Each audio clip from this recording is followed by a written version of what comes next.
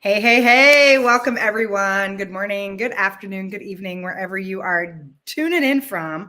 I wanted to go live again today as I again get called down some rabbit holes. And it was interesting working with a client. As I mentioned last week, we were exploring some things about the ego center. And it's funny because when I first started going down some of these rabbit holes, I have to say the open centers in my chart kind of freaked me out.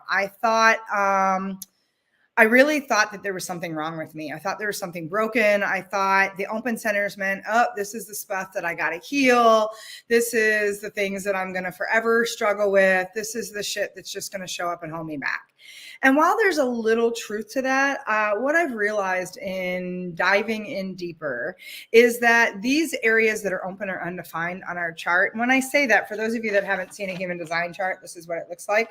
Anything that's these white centers are what's known as open or undefined. And it's really interesting because, like I said, when I first started to explore the different nuances of human design and went down these different paths, I looked at the open centers as being the things that were the areas where I was broken, the things that were the areas where I just felt like I was never going to measure up.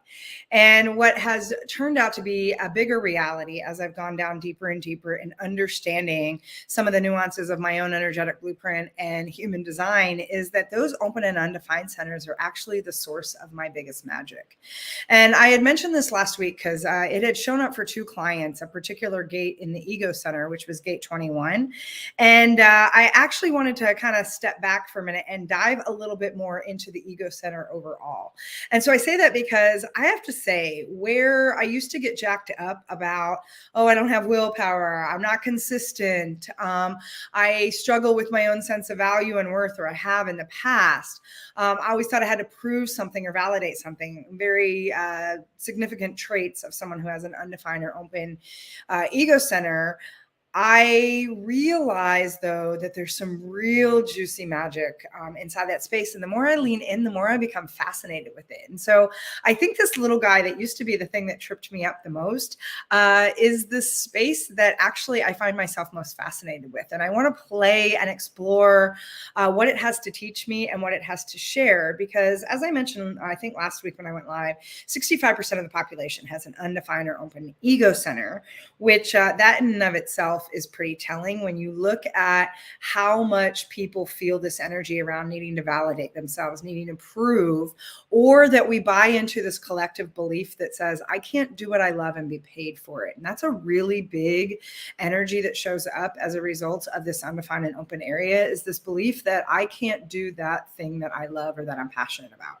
And what we have the opportunity to do is actually heal that and move forward and show the pathway of possibilities or the power of possibilities when we choose to believe something different. And so the fact that 65% of us have this kind of open or undefined space is an opportunity for us to collectively look at what's possible instead. And so, like I said, I wanted to dive into that a little bit more because I think it's interesting. The ego center is also called the heart center. And I have found in my own journey that when I'm in more of the shadow, especially of my defined gate that shows up, it feels more like it's that ego push. It's that space that is all about me, but not in that healthy, open, receiving way. That when I can move into the gift aspects of what's showing up in my ego center, that I really have the opportunity to feel more of that heart opening. And so I think it's kind of interesting that it's got both names attached to it. And I think you can see either sides of it as you lean in.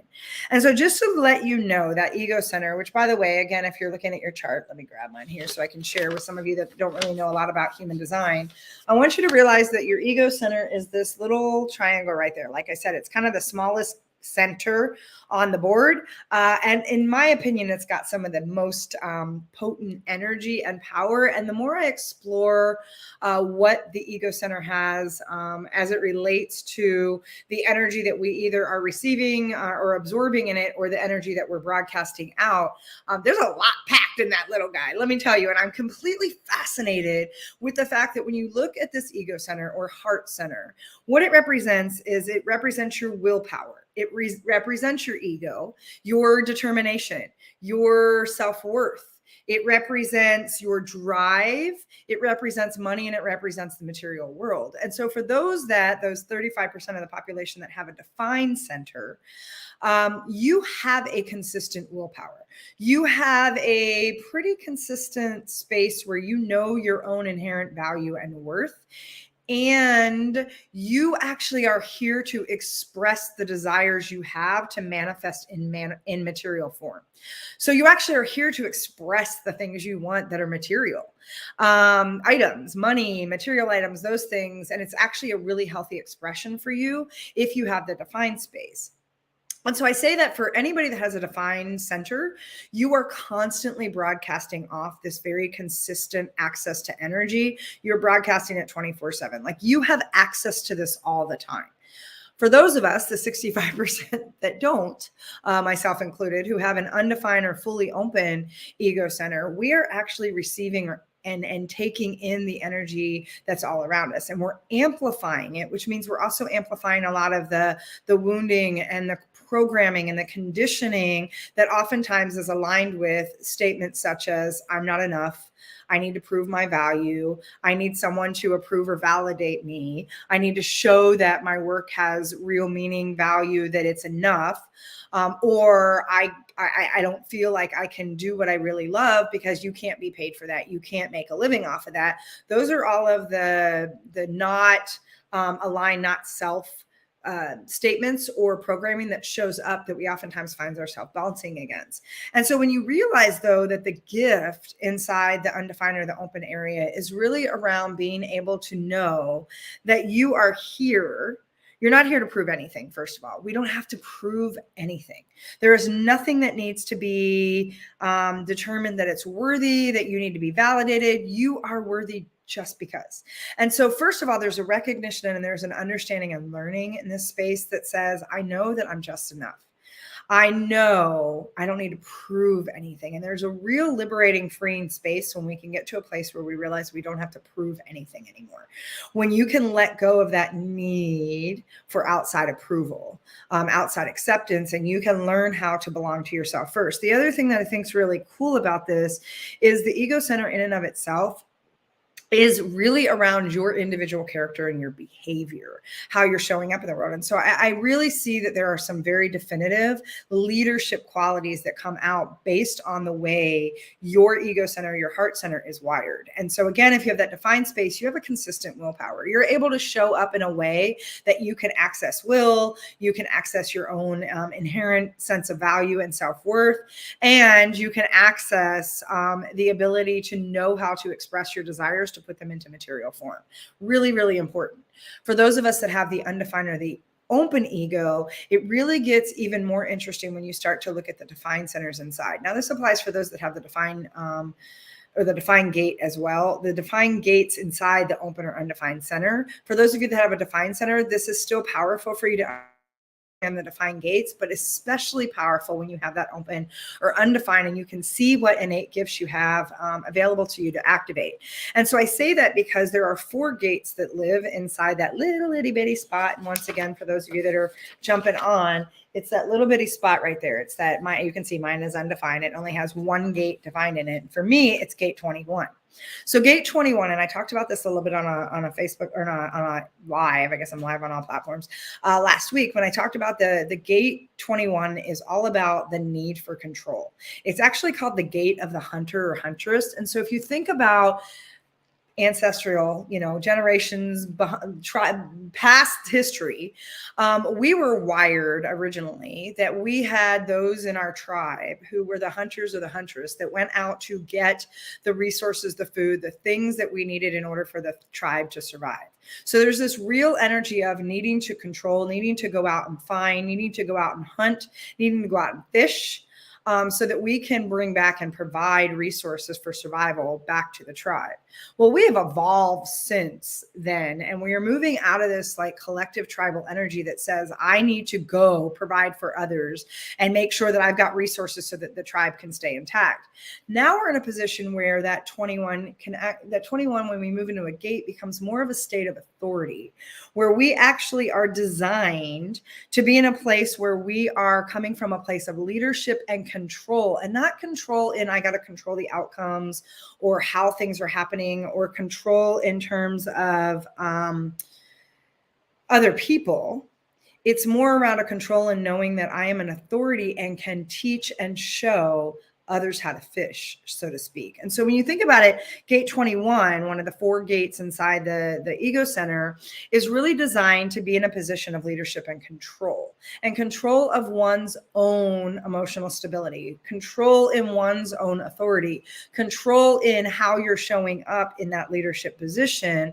And then you're helping others get the resources in order to thrive. So not only are we moving away from that hunter-huntress energy that says, I've got to be the one to go out and hunt or fish for my people so that they can survive. We're moving into now I get to stand in a place of authority that is leadership and control, in knowing that by teaching others to fish, I can show them that there are resources to help them thrive. So we're moving out of I'll fish for you into let me show you how to fish. And we're moving into that survival. What do you need resources for survival? I'm moving into let me show you the resources in order to thrive. So there's a really, really potent energy in that gate 21. And so that's the first of the 4 gates. The second gate is gate 51, which is known as the gate of shock. It's also this gate that is the need to be competitive. So when you're in sort of that shadowy energy or that lower vibration, there is a need for you to compete against things. Now, there is an imbalanced competitive energy, and there is a healthy competitive energy. And again, that competition that's healthy says I'm competing against who I was yesterday in order to be a better version of myself.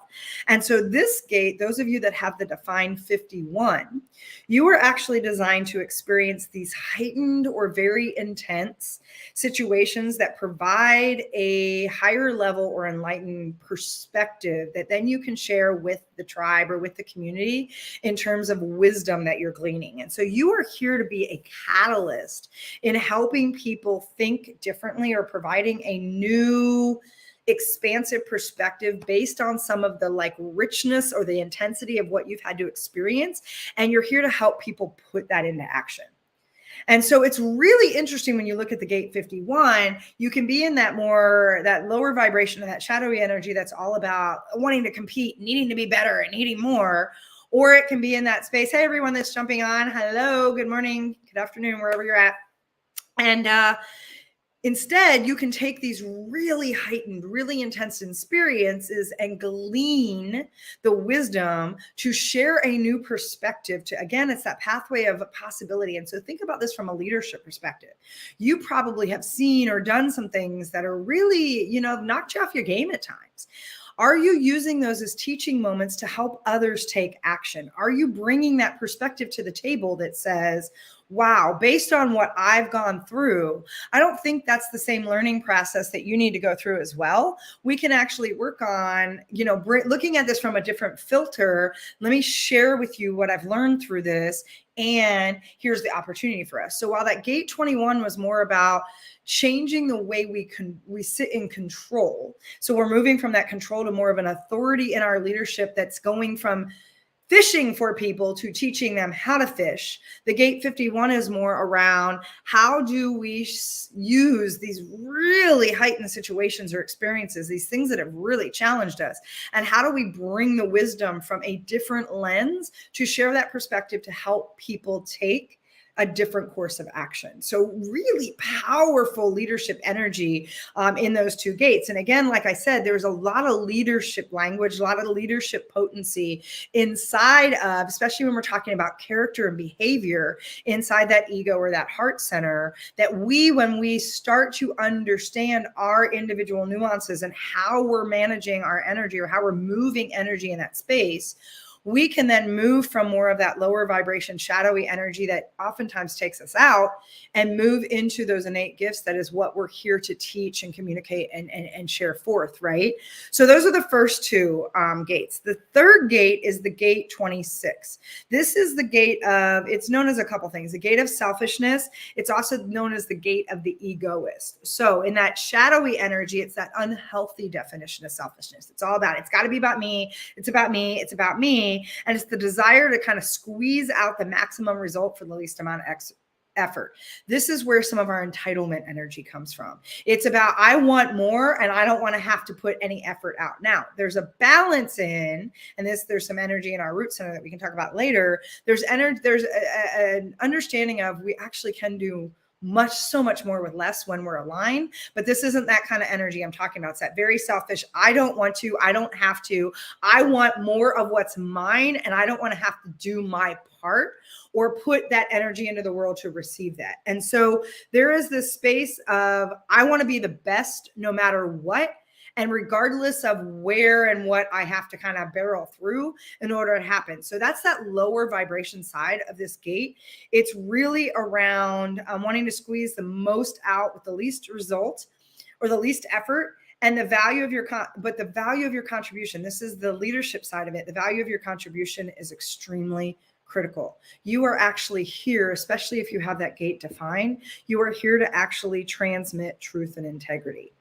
You articulate a message. You communicate a message in a way that deeply connects to others. When you move out of that shadowy or that low vibration that's like me, and it's all about me and I don't care, and you redefine selfish. This is one of the big energies that we're moving into in the next 4 years. We're going into this individualized selfish energy that instead of this imbalanced selfish that has this very negative connotation, we're moving into this more balanced, healthy version of selfish that says, when I choose to look after and take care of myself first, I know that by doing that, I am taking care of the collective whole and I'm able to provide better and lead better within my culture and in my tribe. And so I say that because there's a distinct nuance between selfish, that's that very egoic, very entitled, very, it's all about me. I really don't care about anybody else and I just want what's mine.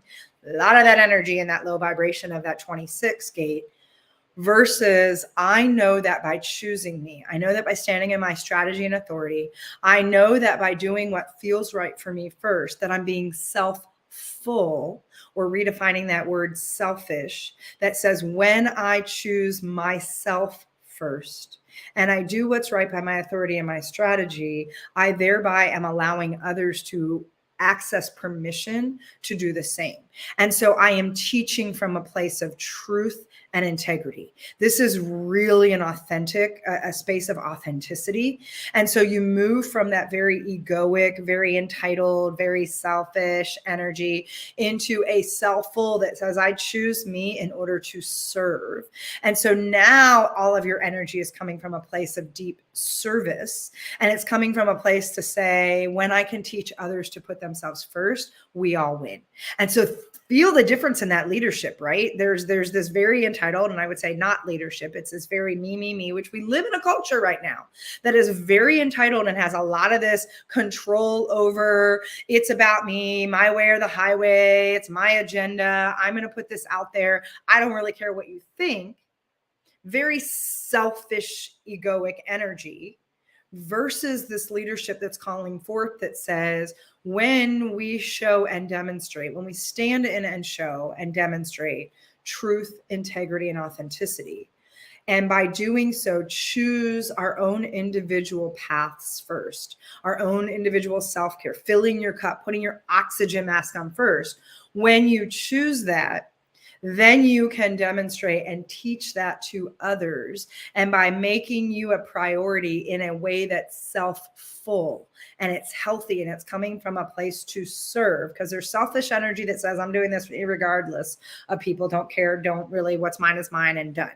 And then there's self-full or a different selfish energy that says, I'm doing this in order to serve others. And so when you come from that deeper place of service, that's that heart opening that happens that moves you from the ego center into more of that heart opening center instead. And so you can see there's real leadership energy in this little itty bitty guy. And like I said, I'm so fascinated. The more I dig into this, the more I get excited about what the open centers are here to teach us. And I mean, I'll get into the head and ajna later, which are my two wide open centers. But today I really wanted to get in the ego because sometimes like I said, for when I first started doing this, when I first started going into human design 5 years ago, and that the open centers kind of showed up, I thought something was wrong with me. I thought something was broken. I thought, oh, these are the areas that I'm going to suck at forevermore. And it's only been over time and in contemplating human design in a way that serves me that I've been able to find that this is where the real magic is. This is really, honestly, the potent power and where I get to play in the path of possibilities. And so I say that because the shadows that show up in the defined areas of our open centers, the shadows are here to teach us. They are here to move us into light. And I think about Shaman Durek. And I was just saying this in a conversation with my assistant today. It's going to be a podcast episode later. Shaman Durek had a book called Spirit Hacking that I just really resonated with. And first of all, because he speaks my language and swears like a sailor. And so, he and I are just like freaking soul siblings, whatever you want to call it. But he made a comment or he wrote a passage that said, the shadows are not something to be afraid of. And so even the title of the live today, I wrote the ego center, friend or foe.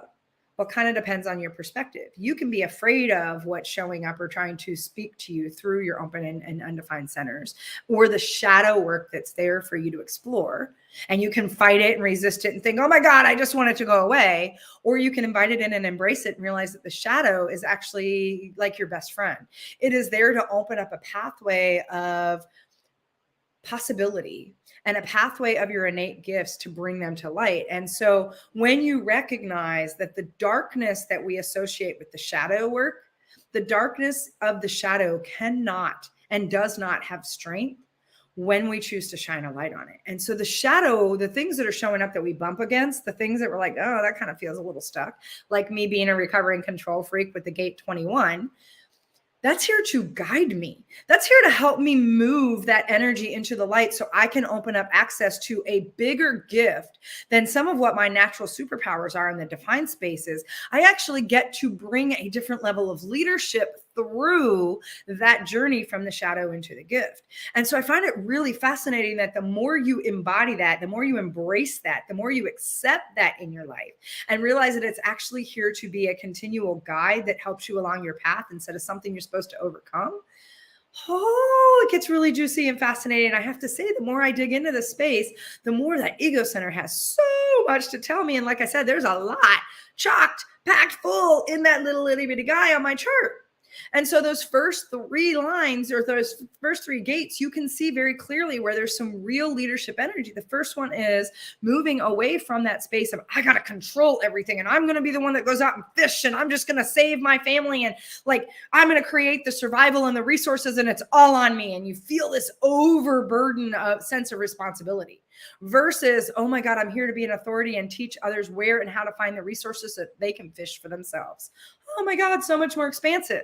Then you get into gate 51, which is all about that space of kind of that shock. And I need to go through these really heightened experiences and lessons. And I can either let that shut me down and be like, oh my God, we got to compete and I need to get what's mine and I'm going to go after it and I got to be better than you. Or I can be like, ooh, what is that teaching me that I can put forward and invite others in to take action in a different way. And then you have the 26, which is that third gate that I just talked about, which is that space around the ego.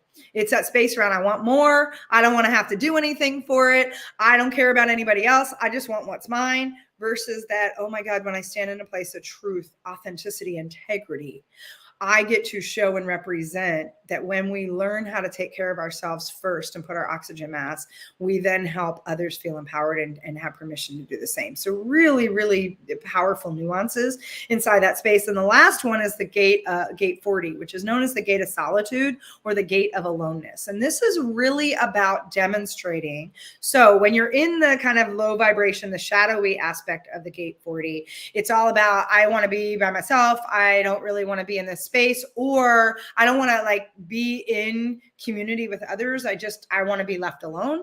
Or what you do is the opposite, where you're all about serving the community, that you forget how to make yourself a priority in that space. And so for you, those of you that have a 40 define, you may be feeling this energy. The opportunity here is to show the balance between the two. It's to show why we need both. It's to show that not only can I be in a space where I am helping to create this beautiful, deep sense of community and connection, and I want to serve that, because the gate 40 has a really big need to want to serve. The key is to not forget to support yourself along the way. So the key is the balance that exists in, when do I need time for me? And when do I need time? Hey, Sean, when do I need time to support and create this deep connection and really be in service for the community? And so the gate 40 in their leadership can feel like they're a bit of a martyr sometimes. They can feel like they are sacrificing what they need in order to take care of or create connection with everybody else. And what they need to realize is that the key for them to build meaningful connection and community is to know when and how to take care of themselves first. So again, we're moving away from either this energy that's all about, I got to provide and take care of the tribe or the community, and I got to go out and I got to be the one, and I got to carry all this responsibility, which oftentimes lies on our shoulders as we have these defined gates in the ego center. Or we can step into a space that says, oh, when I allow myself to let the light in, to shine some light on the darkness of that shadow, I get to see that I'm actually here to help others feel empowered to learn how to do these things for themselves. And so again, we're moving away from this energy that's kind of like, oh, it's about me in one way or form, or I'm going to sacrifice me in order to, and putting ourselves in a position that says, I'm going to show a more whole, more comprehensive, more leadership path that says, in doing this, I am opening up access for you to give yourself permission and do the same. And so just to kind of summarize that again, the gate 21, again, the one that I have defined, moves you out of that space that's all about control. And it moves you into a space where you can really be the authority. It's taking you away from feeling the need to have to fish for everyone, and putting yourself in a position to teach them to fish instead. Very powerful leadership energy. Gate 51 is that shock gate. It's the, yes, you are going through some very heightened situations, some very intense situations. It's not to take you out. It's not to put you in a highly competitive mode. It's for you to have an enlightened perspective that you are then able to share with others, that inspires them to take a next level course of action, that allows them to break things down and look at things differently. Again, a really powerful, beautiful leadership energy. Gate 51 is that gate of selfishness or the ego, right? It's all about moving away from that energy that is me, me, me, me, me. Don't really give a shit about anybody else. I want what's mine. I want what's due. I don't care. I feel entitled. I'm not doing anything more. Into that, I want to show you and demonstrate what it means to stand and speak from a place of truth, authenticity, and integrity. And by doing that, I am teaching you how to fill your cup first. I am teaching you that the only way that we can show up in leadership, that the only way that we can powerfully lead effectively, is that we have to put ourselves first and put our oxygen mask on. And in doing so, I am showing you the power of how you can do that for yourself. When I take care of me from a healthy perspective, from a leadership perspective, and I stand in my own strategy and authority, I thereby am serving the collective as a whole, because I'm standing in that light. And then the last one is that gate 40, which is moving you away from either that space of wanting to feel isolated, where you're like, I really just don't want to plug in, I want to be by myself, or tends to be the other side where we overcorrect, where it's all about the community and the connection, and it's all about everybody else, and we make ourselves that self-sacrificing martyr in a space that says, wait, the only way real connection and community can be established is when I make sure I'm learning how to support myself as well, and to demonstrate and show and to teach the balance between those two spaces. So I wanted to jump on here real quick, because like I said, I find the open and undefined areas in my chart to be the paths that are so juicy. I think there is so much to contemplate in those spaces that, again, like I said, when I first looked at this, it took me out. I thought these were the areas I was broken or something was wrong, or, oh, how come I have to have this space show up in my chart when someone else, like, for example, my sister has a defined ego. And I watch her put her willpower into action. And I go, sometimes I could feel the envy or the jealousy because I thought something was missing. What I didn't realize is that my gifts are different and I'm here to activate something different. And so now, as I've learned and continue to learn how to peel back the layers of my own ego center and the heart center and what's living as potent power inside of that, I realize I'm here to teach something else. One, I'm here to help people recognize that they are worthy just because. I spent my whole life trying to prove something, especially to my dad. It was an endless battle of me trying to prove my worth in every aspect, to a point where I even remember saying when I was leaving corporate, oh my God, who am I proving this to? I don't have anything to prove anymore. And when you start to give yourself permission to move past that, you can start to teach and help others see that same path. And that is part of the work that I get to do. It's to help people see how magnetic they are. It's to help people see that they have this innate sense of value just because. There is no reason you are worthy. You just are. And when you can own that and embody that, and I can show that in the way that I show up and the way that I teach, that is one of the things that my undefined ego allows me and offers me in terms of a gift. The other thing is really around being able to discern what is of value and what is not. That open center lets me say, I get to decide what's of value and what's not. I also get to discern who's keeping their promises and who's not. Because I will tell you, as an open and undefined space, be very careful about how you're making commitments and promises. Because if you make them, especially if you're an emotional authority like I am, and you make them on the height of your passion, I guarantee you're going to have a hard time keeping those commitments, or you're going to make yourself really sick because they aren't aligned with what you want to do. Also, be really careful of making commitments way out when, especially if you're a management, and you don't have that kind of energy that supports you to say, I can say yes to something a year out. Ask me like within a 3-month window, because you got to ride out that emotional wave to get to a place to make sure your commitments are pure. And so, but you're here because you can smell it. You can almost sniff that out of other people to know who's keeping their promises and who's not. You can smell a rat in a room, right? And so those are some of the gifts you bring to the table, because this is what you're discerning as you're bringing in outside energy and continuing to amplify it. And so I hope, just by going through that little center, I'll share a little bit more about some of the other centers on another video. I get super excited about this. I think there's so much richness in what we can understand in our own human design chart. And what I love about it is it's not this thing that says this is who you are, this is forevermore. You get to have that space to play. You get to play in the path of possibilities. You get to play in the power of possibilities. And you get to contemplate and discern and explore what any and all of it means for you.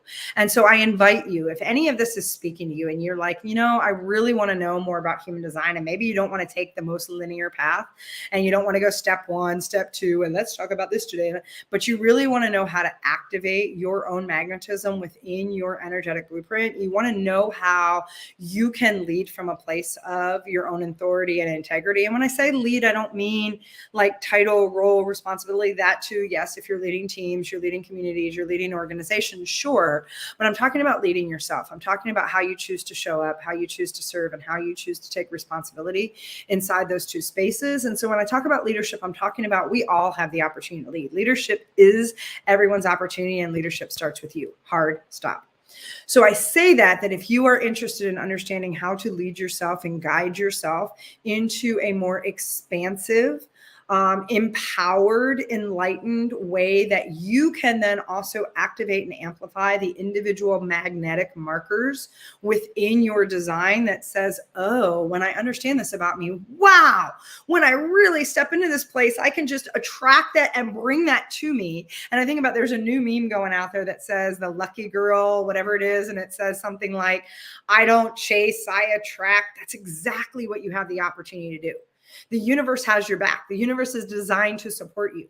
When you get into the energetic codes and into these spaces that are your natural activators and like manifesting markers and your magnetism, when you can tap into that, ooh, let me tell you the shit that the stuff that you can bring to you is like amazing. And so I am offering a deep dive in that space. And it's not going to be linear. It's going to be the path based on those that come in the container. And this is what I love. I love the way I teach for this reason. I always have sort of an outliner curriculum, and this is a 6-week course that I put together. It's called Magnetic as Fuck. Of course it is. And it's 6 weeks. And now there's a curriculum for the 6 weeks. We're going to go through some things. Like we're going to go through your type, your strategy, your authority. Then we're going to move into your profiles and lines. Then we're going to move into the centers, the open and undefined spaces, as well as defined spaces. What does that mean? We're going to talk about your incarnation cross and your activation sequence. We're going to talk about the channels and gates, and we're going to talk about your planets and the arrows. And it's not going to be linear, because what's going to happen is whoever chooses to be in that container, and that container is getting really rich, the energy then comes, and I get these nods around, this is what we need to bring to the table. So I will be bringing the unique leadership markers and the activation energy for those that are in the container that want to play in this. And so I'm super excited because we're kicking this off Monday. And like I said, it's going to be 6 weeks, and you can do this either live in the container and activate, or you can do it as kind of a self-directed. I always set up my programs where you have that option. You can do and both. So you can jump in and you can go live and be on the calls and be in the energy in the moment. And or you can do it as a self-directed, because there will be access to all the replays, and you will have forever access when you join this container, that then you can do the work and slow it down and dive in deeper and go back and contemplate some other things. And so you kind of get this delicious dance of and or and all, right? And so you get to decide. I'm a really big fan. I don't know if you remember the books back in the day that were like choose your own adventure, and you would go down, like you'd have the book and then you'd be like, turn to page 16 if you want to. I would always choose all the adventures, because I would do one and then I would do another. But that's how I teach. That's how I set up my communities. That's how I set up my containers, is I want you to have full permission to choose your own adventure. And so when we talk about being aligned as fuck, it's this whole aligned as fuck adventure. And this particular piece is all around you finding and tapping into your true magnetism, your ability to like recalibrate due north, to say, holy shit, when I stand in this, when I understand this about my energy, and when I'm willing to explore and like experience it and taste it and savor it a little bit, holy crap, this is like what I get to put into the world. And it's your part is showing up in that, right? Your part is, am I energetically aligned and a match for what I want to call in? And this is a way to get you energetically aligned, and a way to create an energetic match so that you can call in what you want to desire. Because the more you can create the magnet of you, the more you can open up that magnetism that's already living inside of there. And for some of you, it's just a little dormant, and it's just like you need to light a fire under your ass to like light the fire within. We're going to light the fire. And so if you want to light the fire, if you want to jump into this program, we are running enrollment this week. So be sure, I have the link. I will drop in the description. Check it out. It's magnetic as fuck. It's going to be amazing. It's already so powerful. And we're going to go down these rabbit holes together, where I've curated what I've learned over the last 5 years to take you on a different experience of human design. Like I said, it's not going to be linear. It's not going to be this like structured, I don't even know how to say it, mechanical academic approach. It's going to be very fluid, very interactive, dynamic, and we're going to allow what needs to come through. And in that container is going to be really powerful. So my invitation to you is to join us, to check it out. I am super excited that I get to do this. This is a brand new program. I've done a little bit, some programs in the past on human design, but this one's a lot different. And so if you are curious, if you want to know how to dig into your chart and feel like you have the tools to do your own fishing. Again, this is my 21 saying, I don't need to teach. I don't need to fish for you. I'm not going to read your chart for you. I'm going to give you the tools to know how to fish for yourself. So if you want to learn how to fish, if you want to learn how to turn on the magnetism of you, then I invite you to join us. Again, we're going to kick things off on Monday, the 13th. I love 13. So buckle up, get ready. This is going to be rich. It's going to be juicy, and it's going to be freaking badass because it is. So anyway, with that, I love y'all. I will catch up with you later, and make it a great Tuesday or whatever day it is that you're catching this. And I will catch up with y'all later. Bye.